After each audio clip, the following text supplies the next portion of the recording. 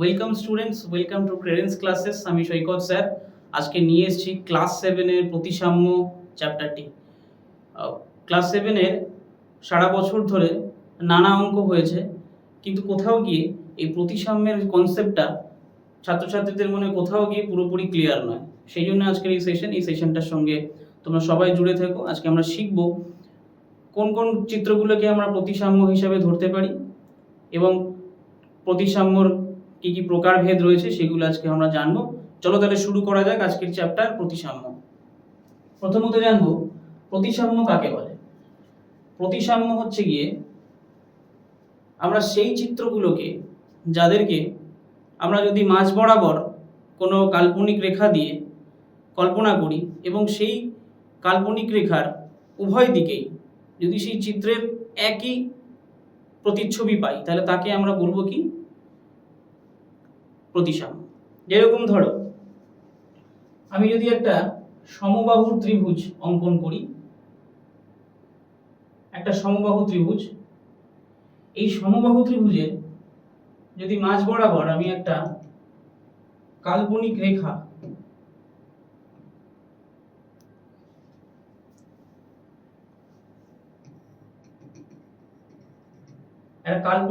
যদি আমি কল্পনা করি, তাহলে দেখো এর বাম দিক এবং ডান দিক দুদিকেই একই টাইপের এবং সমমাপের একটি প্রতিচ্ছবি আমরা পাই।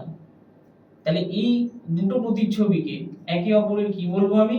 প্রতিসাম্য।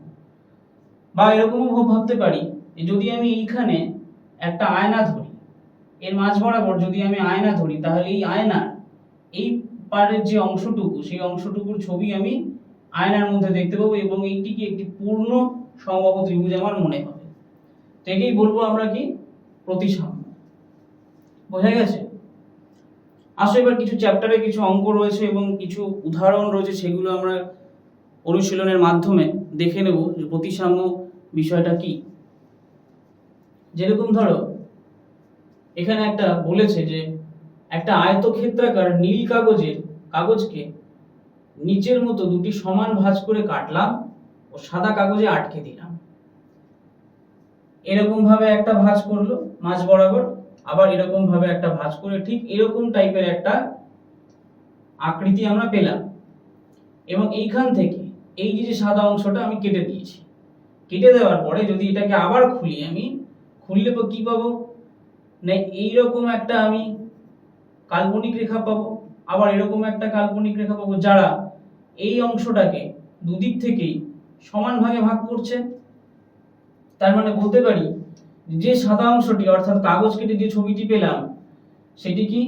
সেটি হবে রৈখিক প্রতিসাম্য। কি এই রৈখিক প্রতিসাম্য? এই যে রেখাটাকে আমি কল্পনা করে টেনেছি এবং এই দুটোকে দুটো ভাগে ভাগ করেছি, যে এই রেখার জন্য যেহেতু এটি প্রতিসাম্য হচ্ছে, সেই জন্য এই রেখাকে আমি বলবো কি, যে ছবিটি যেটা পাবো সেটাকে বলবো আমি রৈখিক প্রতিসাম্য। তার মানে এই যে অংশটা যদি আমি অনুভূমিকভাবে একটি রেখাকে কল্পনা করি,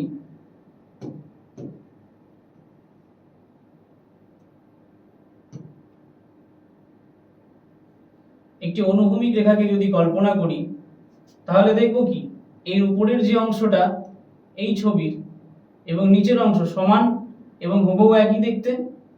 সুতরাং এই রেখাটিকে বলবো কি আমি? রৈখিক প্রতিসাম্য, বা এই চিত্রটিকে বলবো রৈখিক প্রতিসাম্য।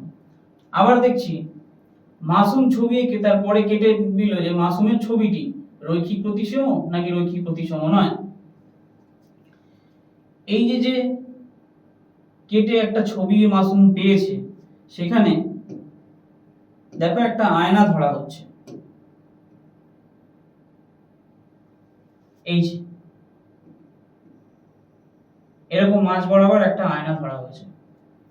তাহলে এই বাঁদিকের যে অংশ সেটাই আমার আয়না ডান দিকে উঠেছে এবং এই প্রতিকৃতিটি এবং এই ছবিটি একটা পূর্ণ রূপ পেয়েছে যতটা অংশ কেটেছিল মাসুম কাগজের।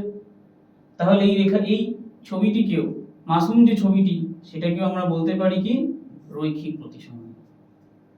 বোঝা গেছে? দেখো বলেছে যে সুখদেব কাছে আমার বোন খুব লম্বা কাপড় এনে তার পুতুলের জামার জন্য কেটে দিতে বলল। তাহলে সুখদেব যে জামাটা কেটেছে, ভালো করে লক্ষ্য করো, এই জামার ও এই বরাবর কেটেছে, মানে বাঁদিকে যতটা না অংশ রয়েছে ডান দিকে তার থেকে অনেকটা কম রয়েছে। তাহলে সুখদেবের এই জিনিসটা যদি ভাঁজ করি, আমরা যদি জামাটাকে এরকম ভাবে ভাঁজ করি, এরকম ভাবে ভাঁজ করি, তাহলে কি মিলবে? মিলবে না। এই যে ত্রিভুজটা এঁকেছিলাম, এই ত্রিভুজটাকে যদি ভাবো একটা কাগজের ত্রিকোণাকৃতির কাগজ হতো, তাকে যদি ভাঁজ করতাম এইভাবে, তাহলে হুবহু মিলতো, দুটোর আকৃতি এবং সাইজ একই হতো। তাহলে সেই জন্য একে কি প্রতিসম বলা চলে? রৈখিক প্রতিসম। বলো, একে কি রৈখিক প্রতিসম বলা চলে? অবশ্যই। তাহলে রৈখিক প্রতিসম এটা হবে না। যদি রৈখিক প্রতিসম হবে তখনই যখন সুখদেব এটিকে মাঝ বরাবর কাটবে। দেখো পরের পাতাতেই 210 নম্বর পাতাতে তোমাদের বইয়ের দেখবে পরের যে ছবিটা রয়েছে সেখানে যে জামাটি কেটেছে সেটাকে মাঝ বরাবর কেটেছে। তাহলে আমরা এইটিকে বলতে পারবো কি? রৈখিক প্রতিসম। ঠিক আছে? এখানে কতগুলো চিত্র আছে, সেই চিত্রগুলোকে আমাদেরকে বলতে বলেছে যে রৈখিক প্রতিসম খোঁজার চেষ্টা করি। তাহলে প্রথমত এই যে গাড়িটা আছে, এই গাড়িটা রৈখিক প্রতিসম কিভাবে হবে? যদি আমি এরকম ভাবে টানি,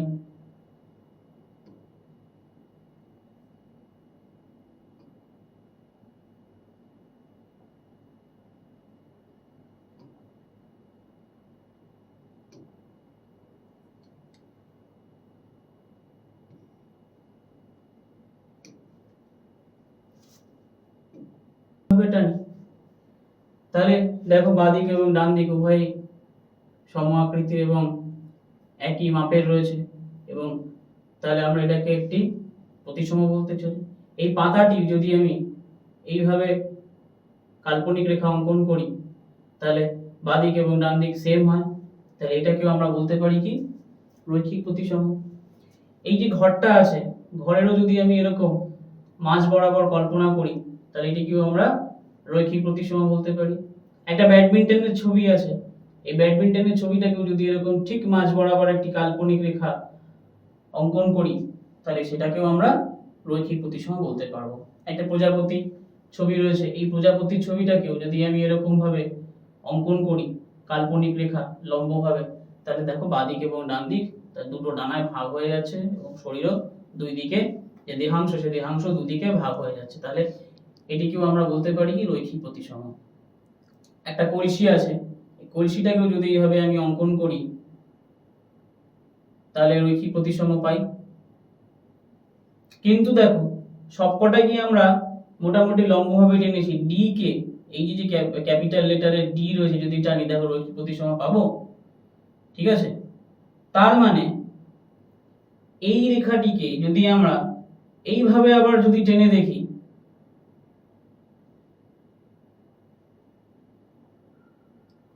যদি আবার এইভাবে টেনে দেখি, তাহলে দেখো তাহলে কিন্তু আবার রৈখিক প্রতিসম পাচ্ছি, কারণ ডি এর উপরের অংশ নিচের অংশ সমান হয়ে যাচ্ছে।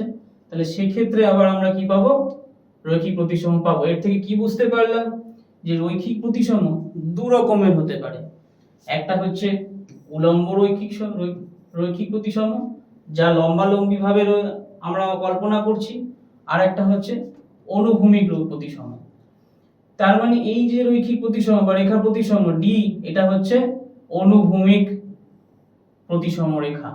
আর বাকি যে কটা উপরে যে কটা ছবি, পাতা, গাড়ি, ঘর, ব্যাডমিন্টন, প্রজাপতি, কলসি, এগুলো সবই উলম্ব রেখা, অর্থাৎ প্রতিসম রেখা উলম্ব। বোঝা গেছে? আরো কিছু বর্গাকার দেখো এখানে কিছু চিত্র দেওয়া রয়েছে, এবং সেই বর্গাকার চিত্রগুলোকে বলেছে যে বোঝার চেষ্টা করি এগুলো প্রতিসম কিনা। এখানে দুটো ছিদ্র দেওয়া আছে, এই ছিদ্র দেখে দেখে বুঝবো আমরা এটি প্রতিসম কিনা। তাহলে ছিদ্রর মাঝ বরাবর আমরা যদি একটা কাল্পনিক রেখা অঙ্কন করি, তাহলে দেখো প্রথম চিত্রটা রয়েছে, যেটা প্রথম যে বর্গাকার চিত্র রয়েছে, দেখো মাঝ বরাবর একটি কাল্পনিক রেখা অঙ্কন করা হয়েছে। এইদিকে ফুটো, মাত্র এখানে একটি ছিদ্র, এখানে একটি ছিদ্র আছে। আবার এইখানে আরো দুটো ছিদ্র দিয়েছে পরের চিত্রতে। তাহলে এইখানে যদি আমি আবার একটি এরকম রেখা অঙ্কন করি, তাহলে দেখো এর উভয় পাশেই আমি একই টাইপের চিত্র পাই এবং তারা সমান মাপের, সম আকৃতির। তাহলে একে বলতে পারি আমি যে এই ছিদ্রের স্থান পরিবর্তনের জন্য এই বর্গক্ষেত্রটিও কি হয়েছে, প্রতিসম রেখা জন্য প্রতিসম হয়েছে। আবার এইখানে আরেকটি দেওয়া আছে, দেখো ভালো করে লক্ষ্য করো। দেখো নেক্সট ছবিটা দেখো এইখানে একটা ছিদ্র, এখানে একটা ছিদ্র আছে। তাহলে আমি যদি এরকম ভাবে একটি রেখা কল্পনা করি, তাহলে এই পার্ট প্রতিসম হচ্ছে, তাই এটাকে আমি রৈখিক প্রতিসম বলতে পারি। আবার এর এরকম আছে, তাহলে আমি যদি এইখান থেকে এরকম ভাবে অঙ্কন করি, তাহলে এইভাবে যদি এটা ভাঁজ হতো, তাহলে এটাকেও আমরা প্রতিসম রেখা বলতে পারি। এই মাঝ বরাবর তাহলে প্রতিসম রেখা পাই। আবার এইখানে দুটো ছিদ্র দিয়েছে, এর অনুভূমিক ভাবে যদি আমি আরেকটি রেখা অঙ্কন করি,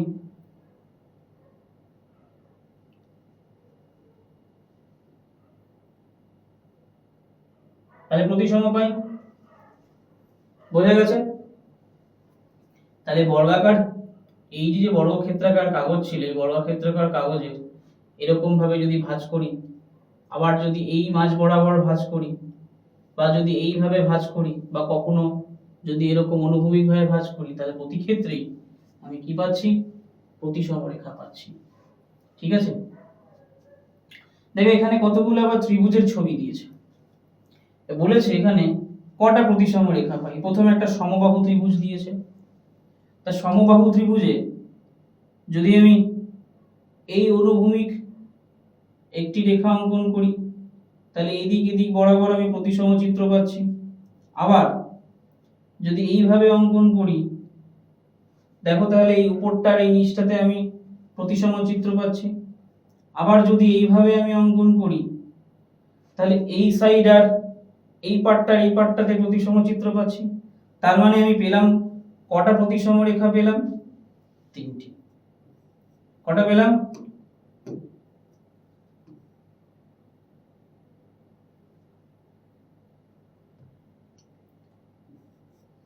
তিনটি প্রতিসম রেখা পেলাম। হয়ে গেছে। নেক্সট দেখো একটা সমদ্বিবাহু ত্রিভুজ আছে। তাহলে সমদ্বিবাহু ত্রিভুজে এই দুটো বাহু হচ্ছে আমার সমবাহু, এই দুটো বাহু। তাহলে এই দুটো বাহুর যদি এই মাঝ বরাবর আমি যেখান থেকে মধ্যমা অঙ্কন করা হয়, সেরকম যদি আমি একটি কাল্পনিক রেখা অঙ্কন করি, তাহলে এই দুটো দিকটা হচ্ছে আমার প্রতিসম হয়। কিন্তু আবার যদি এইভাবে অঙ্কন করে দেখি, তাহলে কিন্তু আর প্রতিসম চিত্র পাচ্ছি না। তাহলে উপরেরটা বেশি বড় হয়েছে, নিচেরটা ছোট হয়ে যাচ্ছে। তার মানে এখানে আমি প্রতিসম পেলাম কি, একটি প্রতিসম চিত্র পেলাম। তার মানে সেটা কি কারণের জন্য, না একটি কাল্পনিক রেখার জন্য। তাহলে প্রতিসম রেখার সংখ্যা কি হবে, একটি হবে। বোঝা গেছে? একটা বিষমবাহু ত্রিভুজ আছে। এই বিষমবাহু ত্রিভুজে ভালো করে লক্ষ্য করো, এইখানে আমি কোনো রকম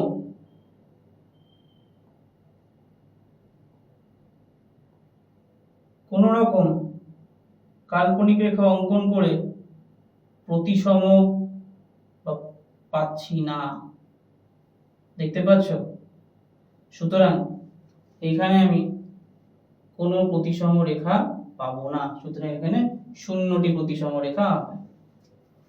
এবার একটা সমকোণী সমদ্বিবাহু ত্রিভুজ আছে। তো এই দুটো বাহু সমান,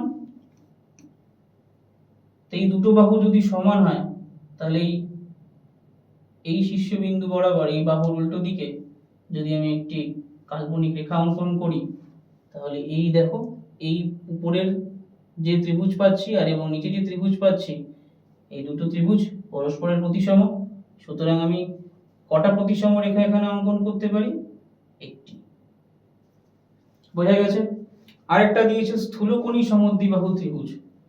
স্থূলকোণ হোক বা যে কোণই হোক, যেহেতু সমদ্বিবাহু ত্রিভুজ তার মানে এই দুটো বাহু সমান আছে, তার মানে এখানেও আমি কি করতে পারি, যদি এইভাবে একটি রেখা অঙ্কন করি তাহলে এই পারের যে ত্রিভুজটা উৎপন্ন হয় এবং এই নিচে যে ত্রিভুজটি উৎপন্ন হয় এরা পরস্পরের প্রতিসম, তার মানে এখানেও আমি একটি প্রতিসম রেখা পাই। বোঝা গেছে? দেখো বলেছে বর্গক্ষেত্রের প্রতিসম রেখা কয়টি। তাহলে একটা যদি বর্গক্ষেত্র আমি অঙ্কন করি, যদি একটি বর্গক্ষেত্র আমি অঙ্কন করি, দেখো এটি একটি বর্গক্ষেত্র, এর কয়টি প্রতিসম রেখা হতে পারে। প্রথমে আমি যদি একটি অনুভূমিক রেখা অঙ্কন করি এর উপরে এইভাবে একটি, আবার এইভাবে যদি একটি অঙ্কন করি উল্লম্বভাবে দুটি, আবার আমি যদি এই কর্ণ বরাবর একটি অঙ্কন করি তিনটি, আবার যদি এই কর্ণ বরাবর অঙ্কন করি তাহলে কটা পেলাম, এক দুই তিন চারটি, তাই তো। তাহলে বর্গক্ষেত্রের প্রতিসম রেখা হবে চারটি। এবার যদি বলেন যে আয়তক্ষেত্রের প্রতিসম রেখা কয়টি হবে,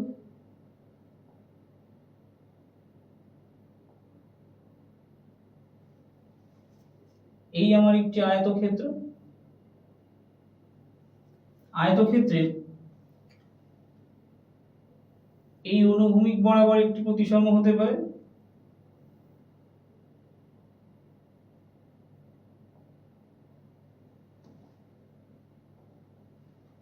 এই অনুভূমিক রেখা বরাবর একটি প্রতিসম হতে পারে উপরে নিচে, আবার উলম্ব বরাবর হতে পারে। কিন্তু এই কর্ণ বরাবর কি এটি প্রতিসম হতে পারে? হতে পারে কি? কর্ণ বরাবর আর প্রতিসম হবে না।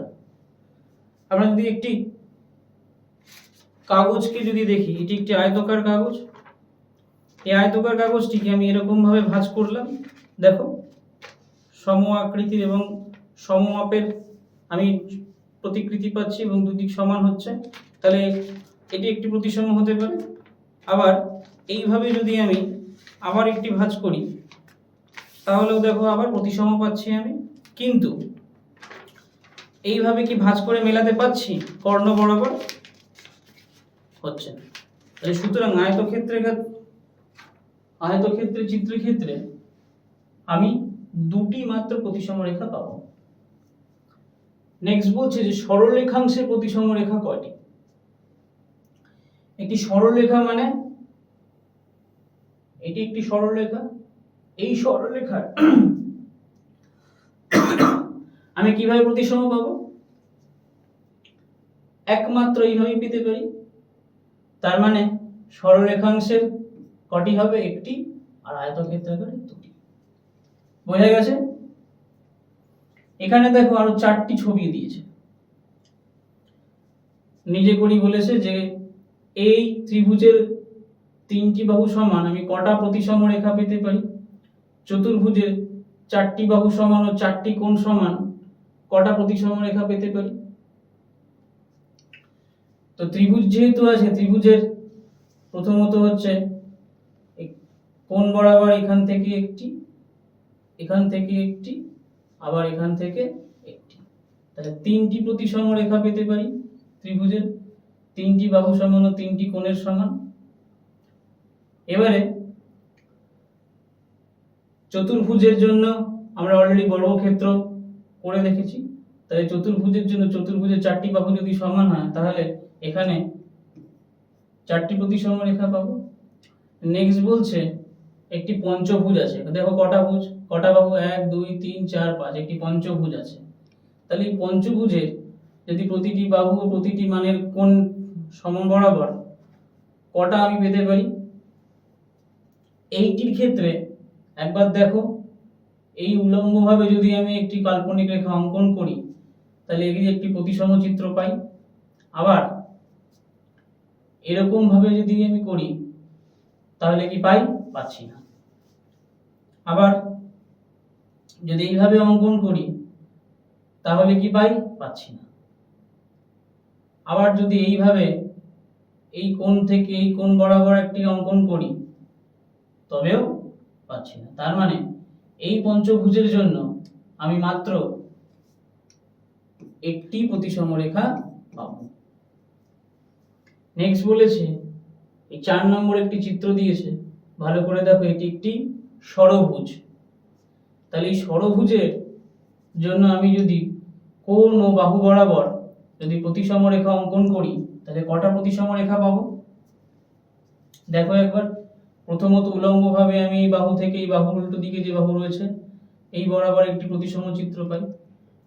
আবার এই বাহু থেকে এই বাহুর জন্য পেলাম কটা হলো? দুটো হলো। আবার এই বাহু থেকে এই বাহুর জন্য পেলাম একটি, তিনটি। ঠিক আছে, এই কোণ থেকে এই কোণ এর জন্য দেখো এদিকে পাচ্ছি, তাহলে 4টি হলো। এই কোণ থেকে এই কোণ কটি হলো? 5টি। আবার এই কোণ থেকে এই কোণ মোট 6টি। ষড়ভুজের জন্য আমি মোট 6টি প্রতিসম রেখা পেলাম। তাহলে বোঝা গেছে এই ছিল আমাদের প্রতিসাম্য প্রতিসম রেখা। আমরা 18.1 চ্যাপ্টারে আরো কিছু অঙ্কের মাধ্যমে শিখব। ঠিক আছে, তাহলে আজকের মতন এইটুকুই। নেক্সট দিন আমরা 18.1 চ্যাপ্টারের যে চিত্রগুলো রয়েছে সেগুলোকে আমরা যাচাই করে দেখব কোনটি প্রতিসম রেখা এবং কোনটি প্রতিসাম্য চিত্র। ধন্যবাদ সকলকে।